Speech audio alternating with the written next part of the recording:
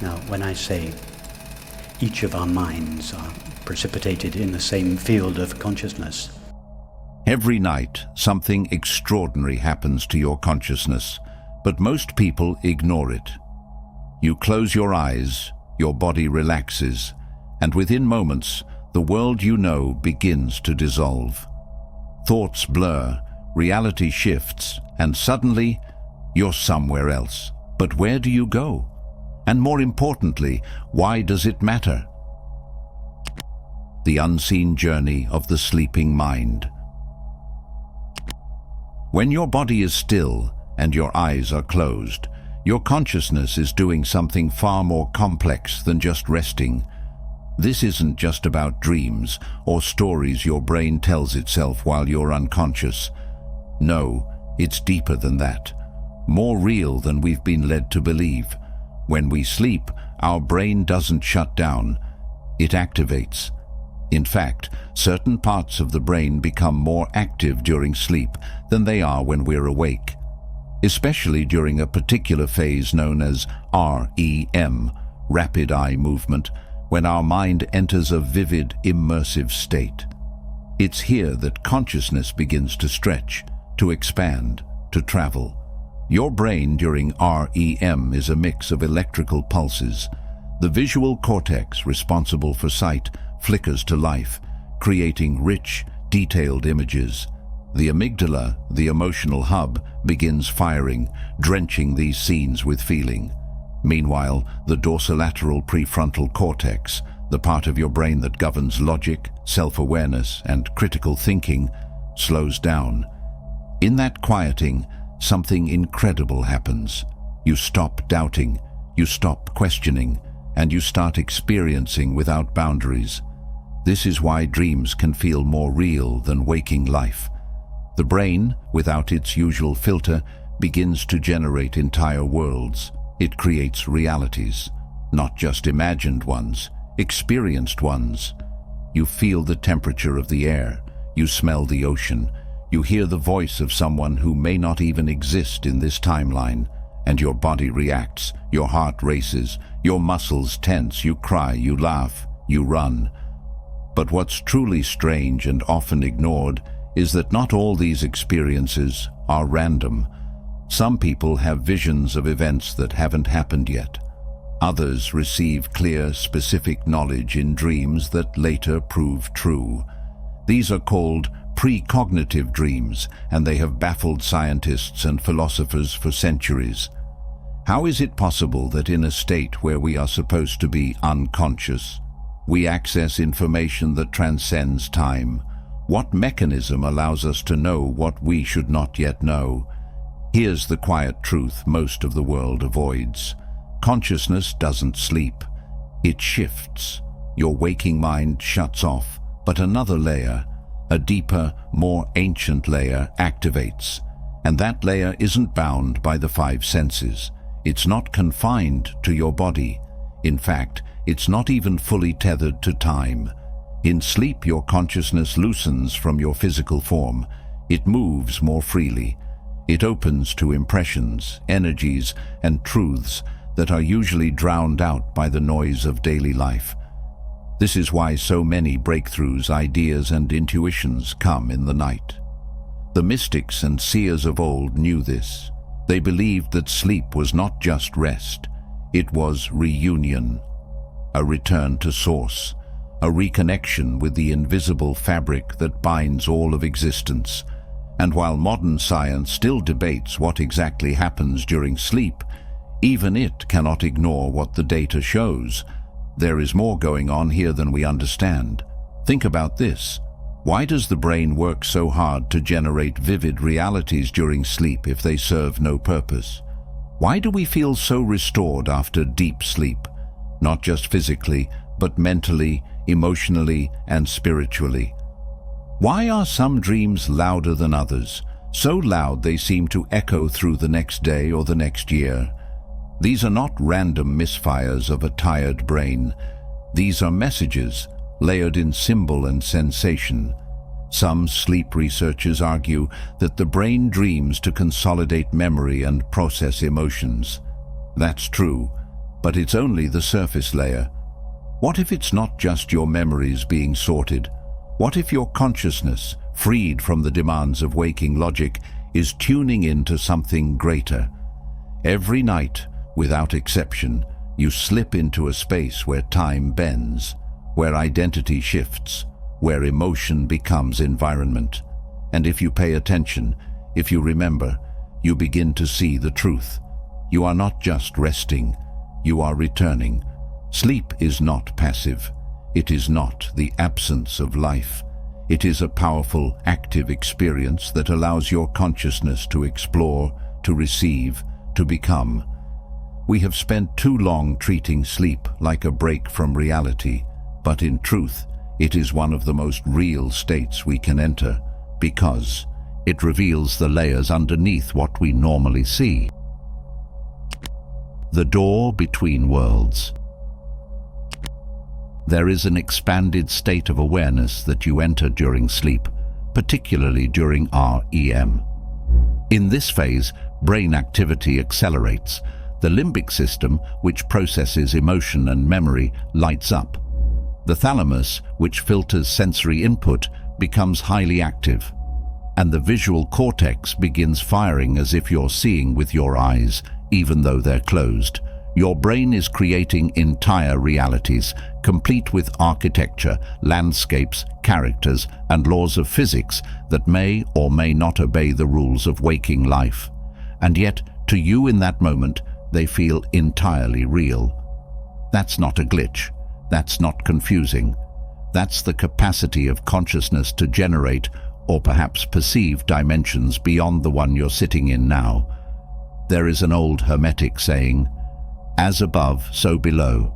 As within, so without." Your sleep is the living embodiment of that idea. What's inside becomes the entire world around you. You don't just dream of walking through a city.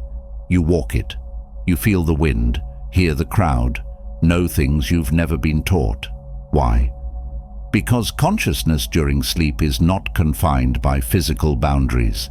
It stretches, it reaches, it remembers. And here's the part that might shake your foundations. You are not just imagining, you are accessing.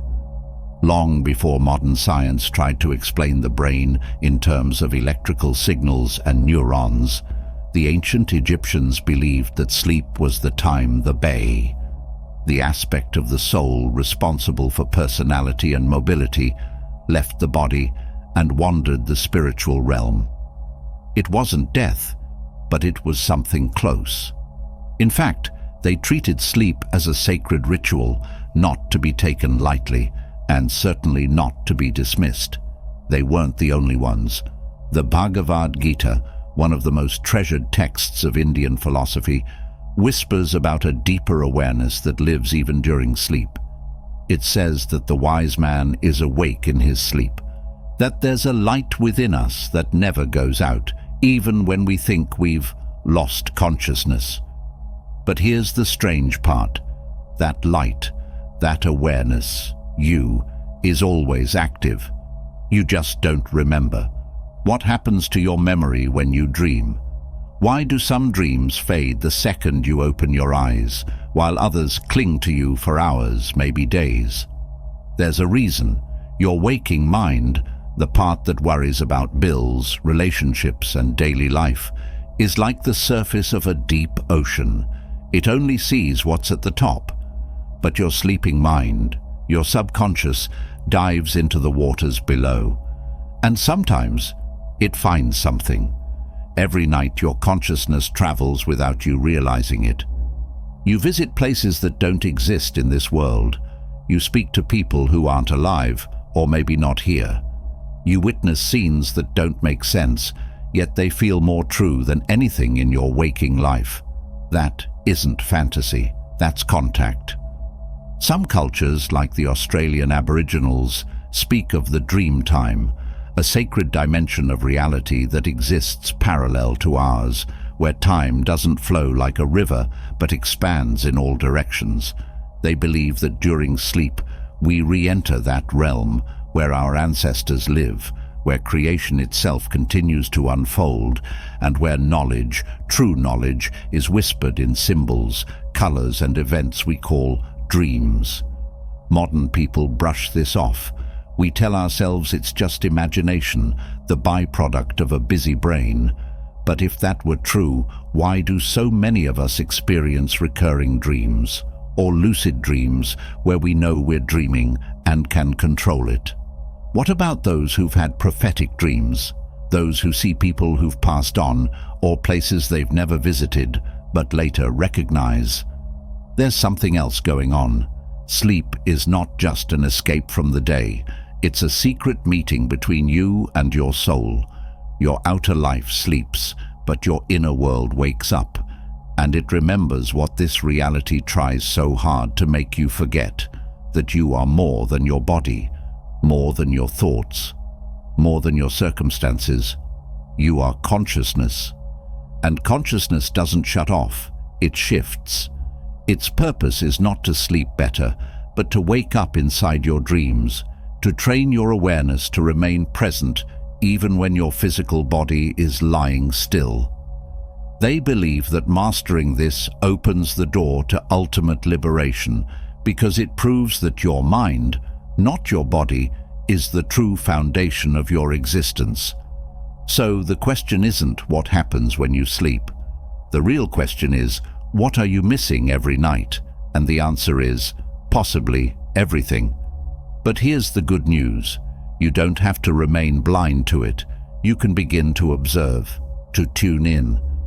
Just as a radio must be on the right frequency to pick up a broadcast, your mind must become quiet enough, open enough to receive the signals your sleeping consciousness is always sending. This isn't about belief, it's about experience. There's a parable told in many traditions of a man who travels the world searching for treasure, only to return home years later and find it buried beneath his own house. Sleep is that house, and consciousness, your consciousness, is the treasure. The truth is, you've already visited realms beyond your understanding. You've already touched something eternal. But the moment your alarm goes off, it all slips away like sand between your fingers. And still, the echoes remain. That feeling you can't explain when you wake up. That nagging sensation that something happened, something important, but you just can't remember what. You didn't imagine it, you felt it. And that feeling is a signal that you are not as limited as you think you are. The veil between the worlds. Last night, whether you remember it or not, you crossed over. You crossed a boundary more mysterious than the farthest edge of the universe, yet it lives within you. It happens so quietly, so routinely, that no one notices how strange and powerful it truly is. But just because you didn't remember doesn't mean it didn't happen. Your consciousness shifted. In the waking world, we live inside walls of logic, routine, of identity. But when you sleep, those walls fall. You're no longer the person with the schedule, the job, the name. You become something freer, something older, something that does not fear or doubt, because in that realm, the rules are different. And yet, every morning, you open your eyes, and the memory is gone. Why? That's what we'll explore now, the veil. There's an invisible curtain that hangs between your conscious mind and the place you go each night. Some call it the veil of forgetfulness. Others describe it as a protective boundary, shielding your waking self from the weight of otherworldly knowledge. Because here's the truth, if you remembered everything your soul experiences during sleep, you might never want to come back. But it's not impossible to pierce that veil. It's just been buried. Western society is largely disconnected from this sacred understanding. We've labeled it as unimportant, irrational, or even delusional. Yet across the world, ancient cultures continue to honor sleep not as rest, but as travel, a nightly return to the deeper self. The Mayans, for example, believed that dreams were direct messages from the underworld, Xibalba, a realm of trials and spiritual testing. They taught that sleep was not a passive thing, but a courageous voyage, one that reveals the hidden fears, desires, and powers of the soul.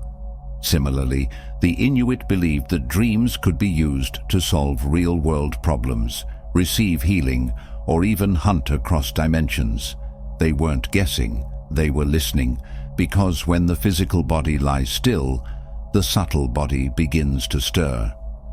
That subtle body, known in yogic traditions as the Sukshma Sharira, is a luminous double of you.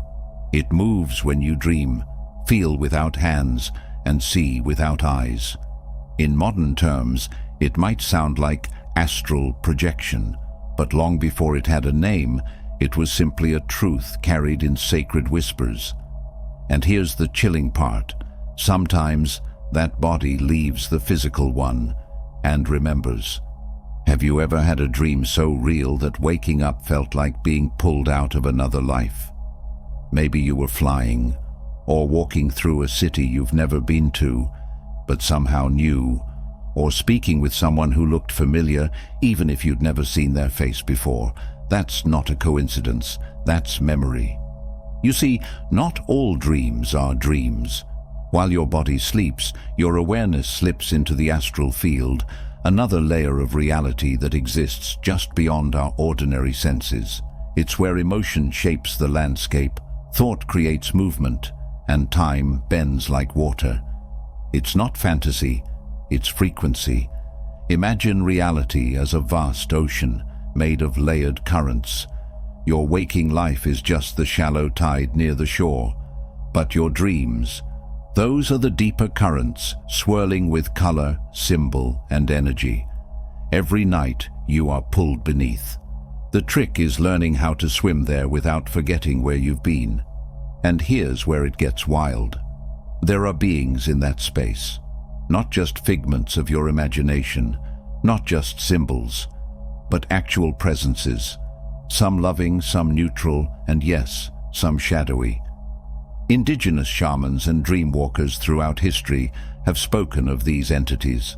Some are teachers and guides who offer wisdom and help the soul on its journey. Others are tricksters, reflections of your fears, or energies that feed on confusion and unrest. Think of the story of Jacob in the Bible. He dreams of a ladder stretching from earth to heaven, with angels ascending and descending. That vision was more than a metaphor. It was a glimpse into the truth. The realms are connected. Your dreams are not private hallucinations.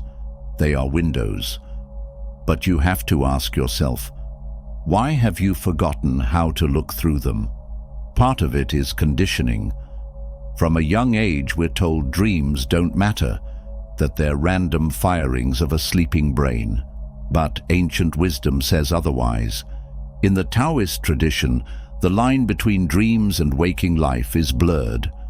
Am I a man dreaming I am a butterfly, or a butterfly dreaming I am a man? Asked Zhuangzi, one of China's most revered philosophers. That's not confusing, that's awakening. Your identity is not fixed. Your awareness is not trapped. Every night you sleep more open. You slip back into the ocean of your full being. The deeper truth is this: you are not a body that sometimes dreams. You are a dreaming consciousness that sometimes awakens into a body.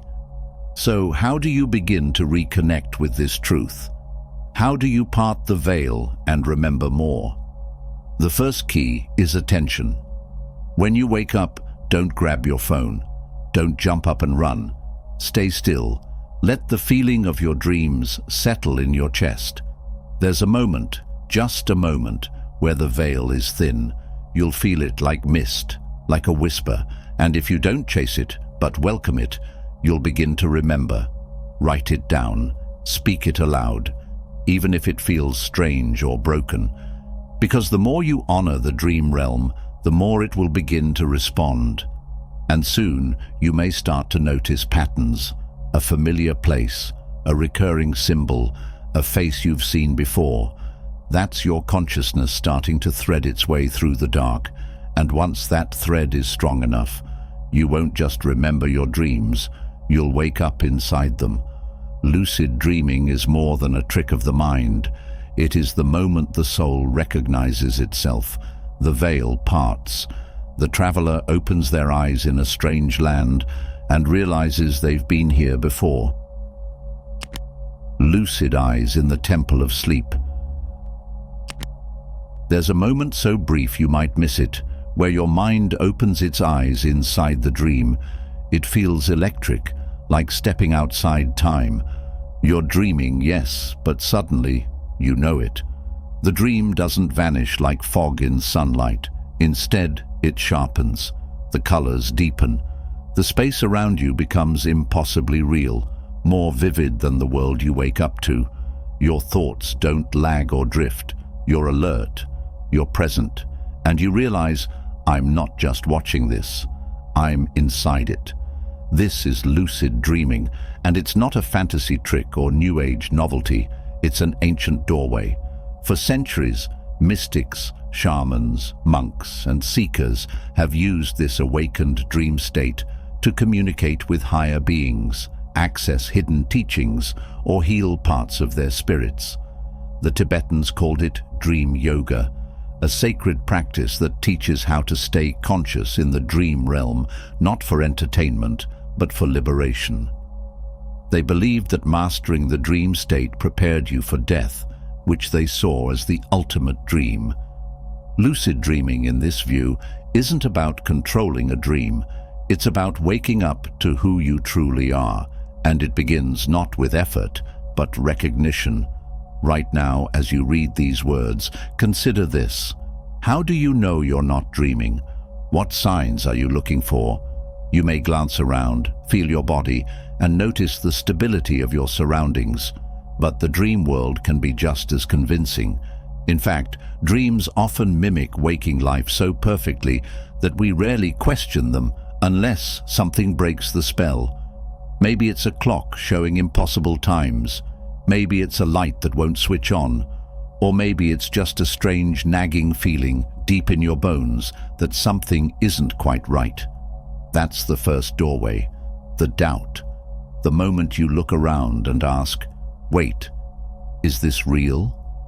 If you can train yourself to ask that question while you're awake, you plant seeds for awareness in your dreams. This is why spiritual teachers across cultures emphasize mindfulness during waking hours. Because the way you live in your day is the way you will live in your sleep. A mind that is distracted, scattered, and numb during daylight will carry that fog into the night. But a mind that questions, observes, and listens, that mind begins to notice the cracks in the illusion. And once you notice them, you can step through. So what happens when you achieve lucidity? It depends on you. For some, it begins with wonder. You fly, you explore, and you test the limits of this new awareness. And that's okay. The thrill of realizing you're free inside a limitless world is deeply healing in itself. You're no longer trapped by gravity, laws, or even identity. You can shift the sky, speak to animals, walk through walls. It's intoxicating. But the deeper gift of lucidity comes not from control, but from inquiry. Once you've tasted that freedom, ask the dream itself, what are you? Ask a character, who sent you? Ask the sky, show me what I need to know, and something will respond, not always in words, but in symbols, feelings, or scenes.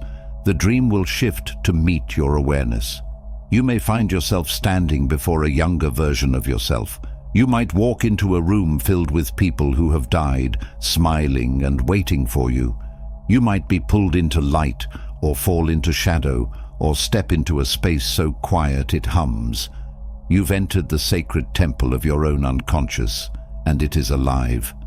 Many lucid dreamers report receiving information that changes them. Some are given solutions to waking life problems. Others receive warnings, guidance, or insights so profound they wake up in tears. There are even countless stories of dreamers meeting beings, guides, teachers, ancestors, who seem to exist independently of the dreamer's mind. Beings who speak clearly, sometimes with messages the dreamer doesn't fully understand until later. Carl Jung, the great psychologist, believed that the unconscious speaks in symbols and archetypes, forms that carry universal meaning. In lucid dreams, these symbols don't just appear, they speak. You can walk up to fear and ask it why it's there. You can face death and learn what it wants to teach you. You can sit at the edge of your own mind and hear the whisper of your soul. But not every dream will welcome you gently. Sometimes, the moment you become lucid, the dream resists. The scene blurs. The characters turn hostile. The world itself begins to collapse. Why? Because you've pierced the veil, and the illusion fights back. The parts of your mind that aren't ready to face truth, pain, or transformation may lash out, dissolve, or distract. Don't run. Hold your awareness. Breathe. Stand firm inside the dream, just like you would in meditation or prayer. Speak out loud. I am safe. I am aware. I want to understand. More often than not, the chaos will calm, and something new will emerge from the rubble. You're not just dreaming anymore. You're initiating. This is why dream practice was held in such high regard by spiritual traditions. In ancient Egypt, temples were built where priests and seekers would sleep and receive visions. These sleep temples were considered places of prophecy and healing.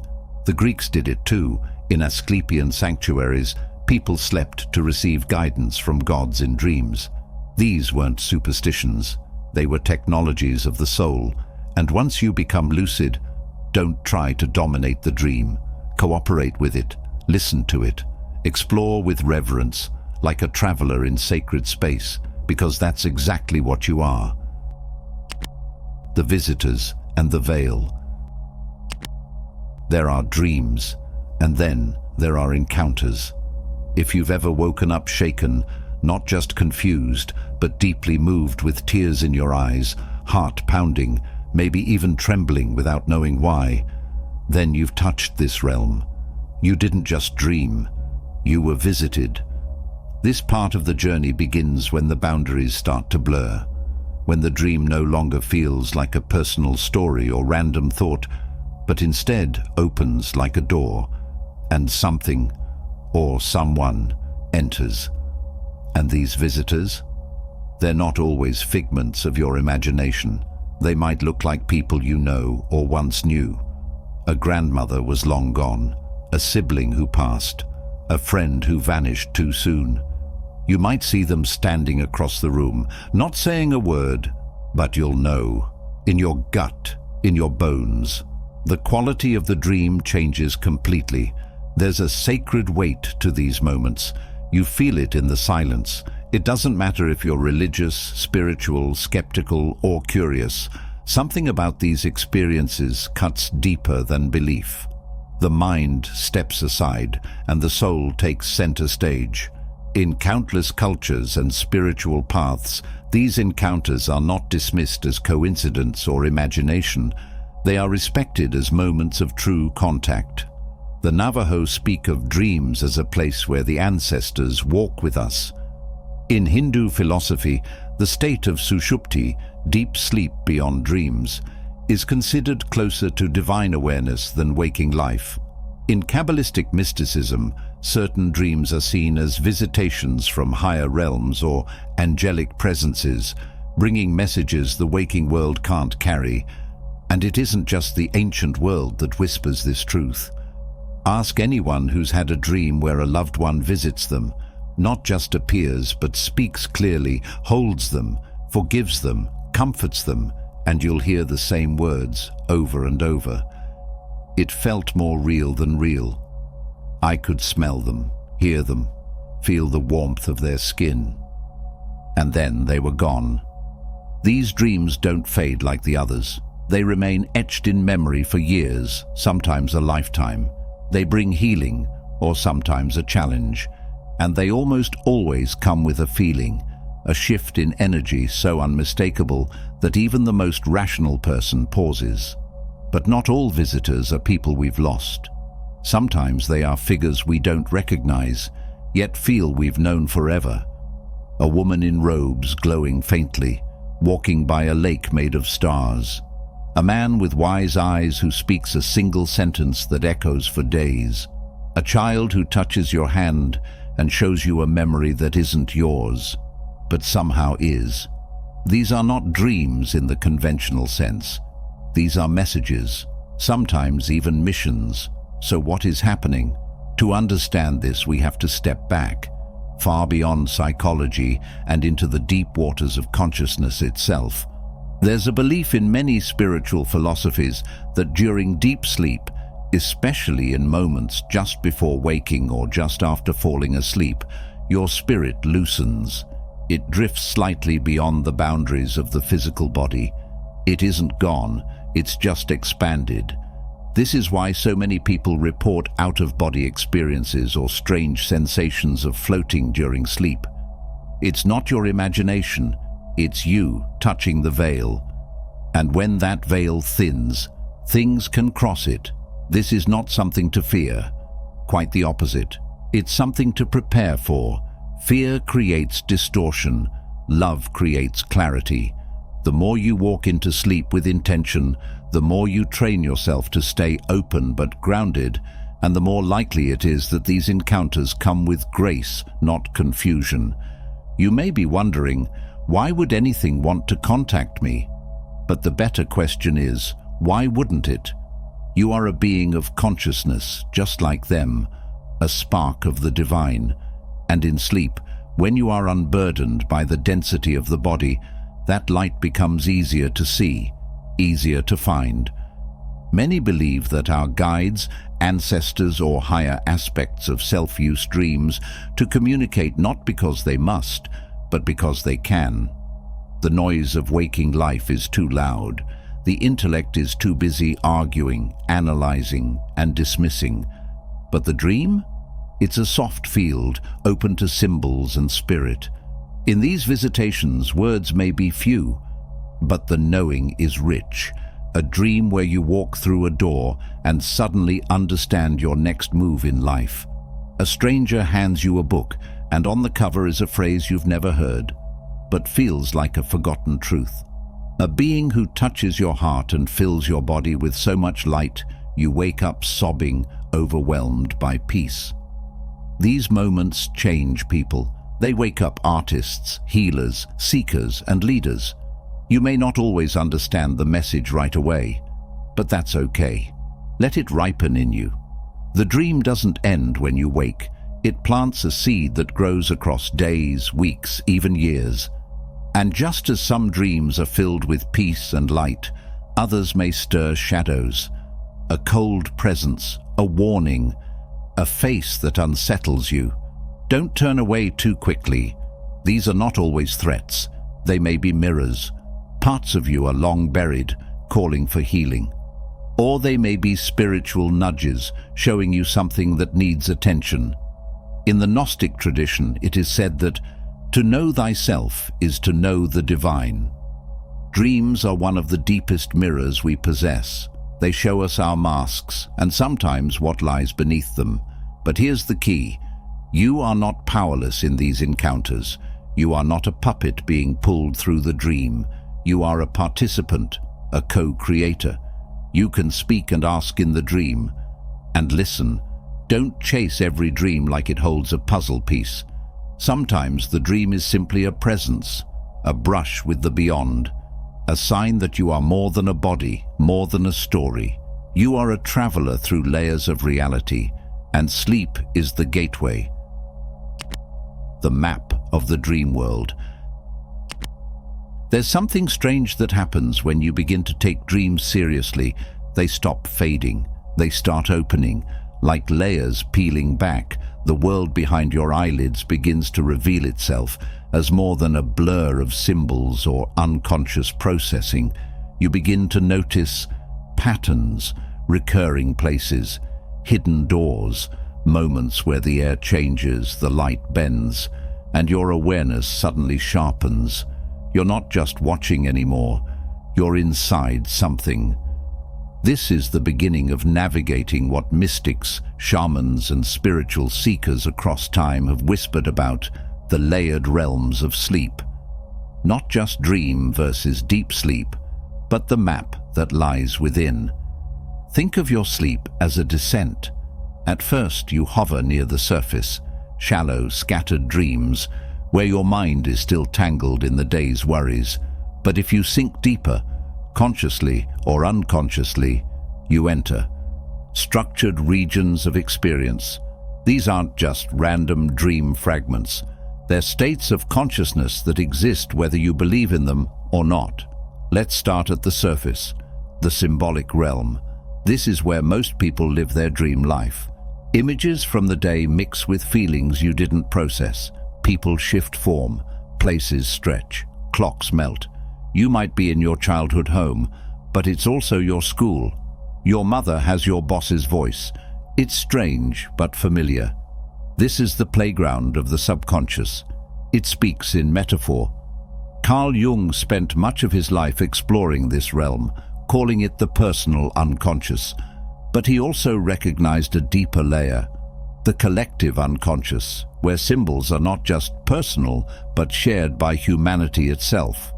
Ever dream of an ocean and feel overwhelming fear?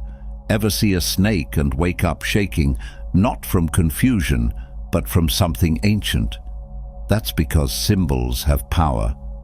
In the symbolic dream realm, your soul uses these symbols like a language to communicate what your waking mind refuses to see. But if you go deeper, the dream shifts. It becomes more than symbols. It becomes an experience. This is what many call the astral layer. This is where things get real. Here, the laws of physics are looser. You might fly. You might walk through walls. You might meet someone who tells you something you had no way of knowing until you wake up and confirm it later. You feel present, alive. And when you look at your hands, they don't blur. You know you're dreaming, but it's not just a dream. This is often where out-of-body experiences happen. You feel yourself float up. You look down and see your sleeping body. It might terrify you the first time, but then you realize you're still you. In fact, you're more than ever before. Here's what's wild. Across cultures, people who have astral experiences describe the same things. The cord, a silver thread connecting their spirit to their body. The feeling of being pulled back into the body at lightning speed when frightened. The existence of gates, guides, and realms, some beautiful, some disturbing. This isn't fiction. It's been documented by mystics for centuries. In Tibetan Buddhism, these are the Bardo states. In Egyptian mysticism, the ka leaves the body during sleep to travel the spirit world. In early Christianity, some saints wrote of visiting the heavenly realms in visions received while sleeping or in trances. Why does this matter? Because the astral realm is a bridge. It's the space between the personal and the divine. And here, your intentions shape your experience. That's why fear can summon shadowy landscapes. Why love can open entire dimensions of radiant peace. This is where your emotions and consciousness begin to form reality itself. But go deeper still. Yes, there's more. And you'll reach what many call the temple layer. It's rare. You don't stumble into this place. You're invited. Here, the dream isn't wild. It's sacred. You don't float. You walk, often in places that feel eternal. Circular rooms with walls made of stars. Libraries are filled with books that write themselves as you read. Trees that sing, waters that speak. And the beings, they don't have names. They don't speak in words. They radiate meaning. They teach not by telling, but by remembering through you. You may wake up changed from these dreams, not just with insight, but with a frequency shift. You might feel quiet all day, as if you were shown something beyond words. Some never speak of these experiences again, not because they don't believe them, but because no sentence could ever hold them. Some call this layer the Akashic realm. Some call it the higher self. Others call it God's chamber. But the name doesn't matter. What matters is this: you've been there before, and you will go again. The signs are subtle. A dream where someone hands you a glowing object and says, "You're ready now." A memory of standing before a gate and knowing you left something behind. A dream is so silent, so vast you can barely remember it, but your soul hums for days. And here's the secret almost no one tells you. You don't have to wait to be asleep to connect with these places. Sleep simply makes it easier. It quiets the noise. It dims the body so the spirit can speak. But these dream realms, they bleed through, in moments of deep meditation, in flashes of déjà vu. In those electric seconds when someone says something and your whole being whispers, "I've heard this before." That's because consciousness isn't trapped in your skull, it's a field. And when you dream, you're not switching it off, you're switching channels. The one who watches you dream. Something strange begins to happen when you dream often, really dream, not just drifting through empty scenes or waking up with blurred images, but when you start to become present. You begin to notice there's another presence with you, watching, guiding, sometimes stepping forward when you're lost, other times just stood at a distance, like a lighthouse in the fog. You may think it's just you in the dream, but deep down, you know better. It feels older than you, wiser, patient. It doesn't speak like a voice, it arrives like a knowing. And when it looks at you, it doesn't just see who you are, it sees who you are, and who you could be. Across time, different traditions have spoken about this mysterious dream companion. In ancient Gnostic texts, it was called the daimon, a spiritual double that watches over your evolution. In certain Eastern traditions, it's referred to as the Atman, your highest self, untouched by the physical world. The Greeks believed in the eidolon, a spirit form that left your body at night and could appear to others in their dreams. But maybe the most haunting description comes from ancient Egypt. They believed that during sleep, the Ba, your personality soul, would lift from your body and travel the realms. But alongside the Ba was the Ka, your energetic double, an eternal companion who never left your side. The Ka was said to stand over your sleeping form, watch your dreams unfold, and remember every step you forgot upon waking. Imagine that for a moment. What if you're not the only one dreaming?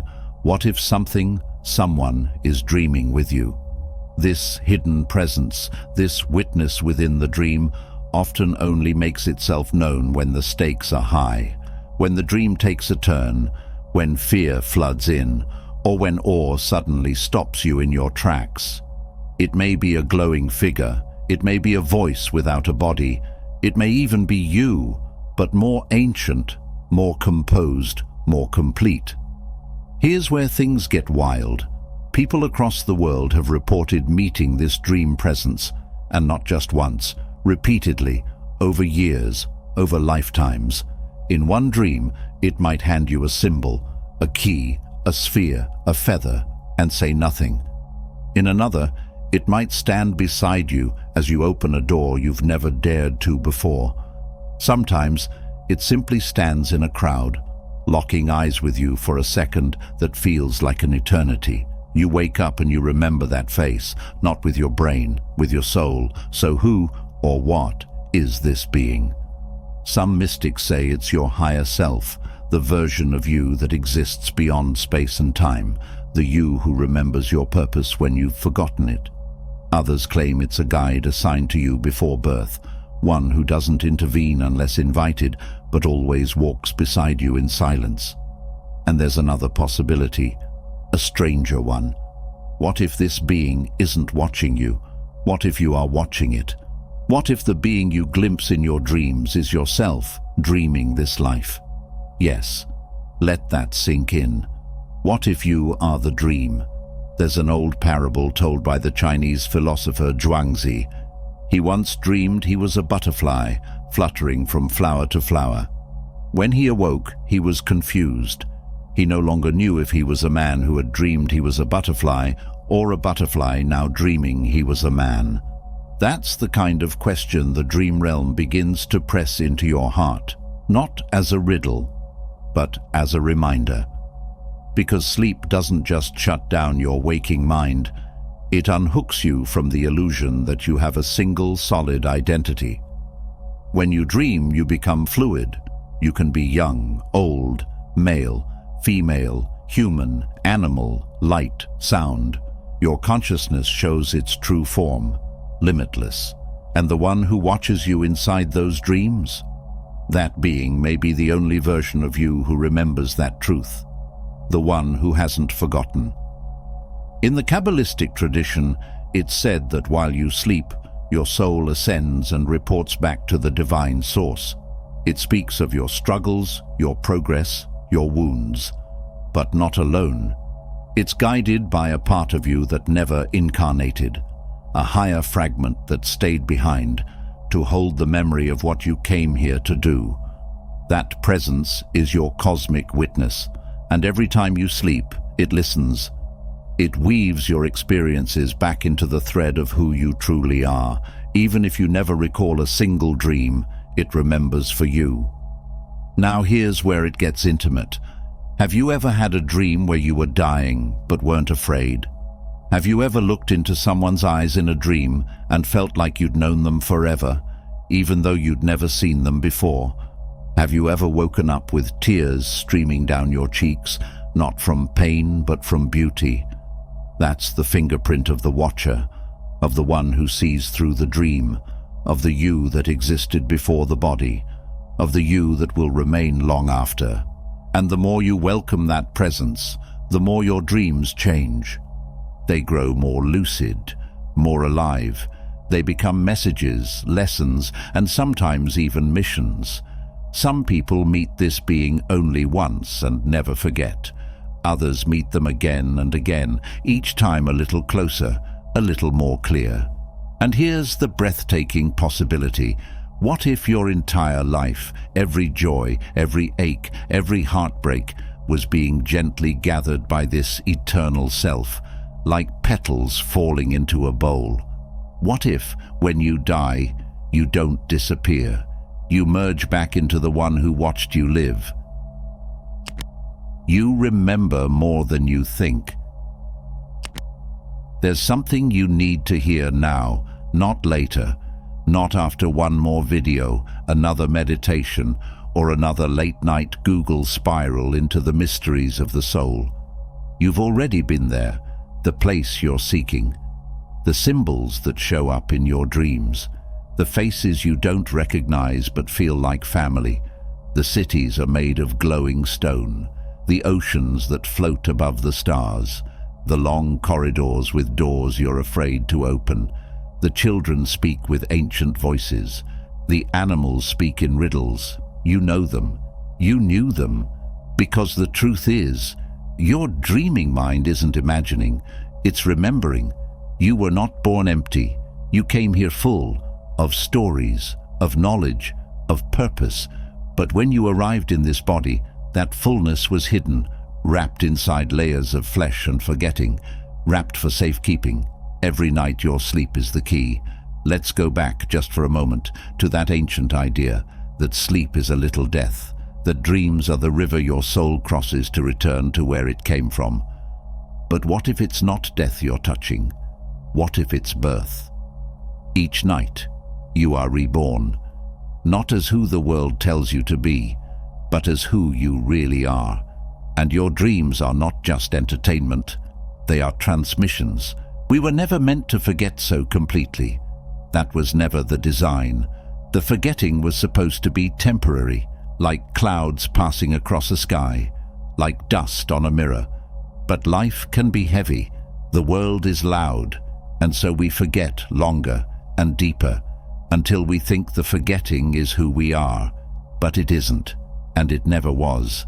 Somewhere inside you, Just behind the curtain of your waking thoughts, the knowledge is still there, the ancient memory, and the proof is in your dreams. Why do you think people wake up from certain dreams weeping, unable to explain why? Why do you think a stranger's words in a dream can change the course of your real waking life? Why do some people fall asleep asking questions and wake up with answers? It's because the soul remembers, and it never stops trying to help you remember too.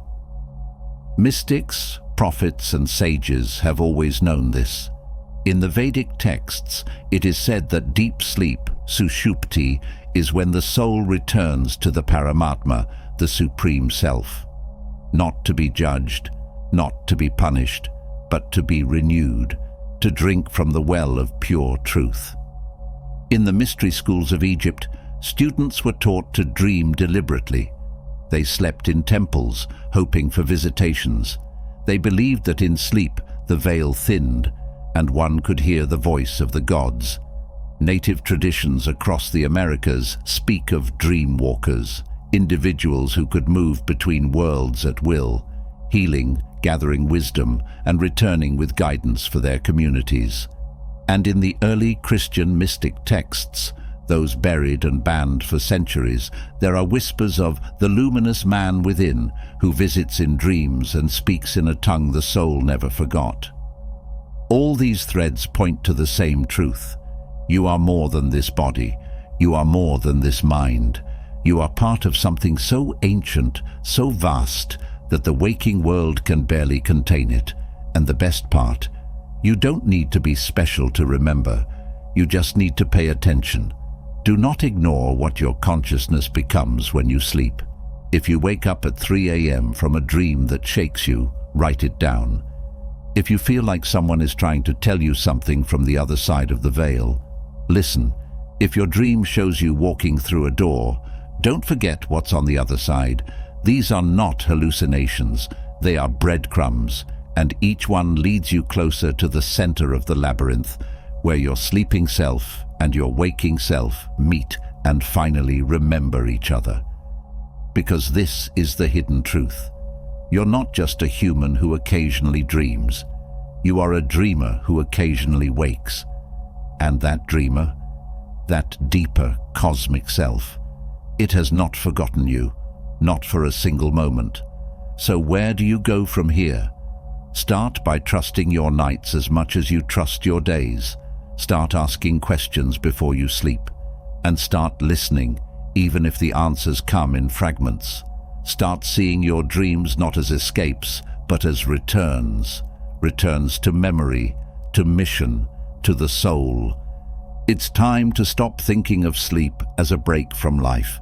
It's not. It's part of life's design, an invitation to reconnect with what truly matters. And when you finally wake up, not just from sleep, but to your deepest self, you'll understand you were never alone. All those nights you felt lost, someone was there walking beside you, and that someone was you, the part of you that never forgets, the part that always knows. I hope you enjoyed this video. If you did, feel free to subscribe to the channel. Thanks for watching.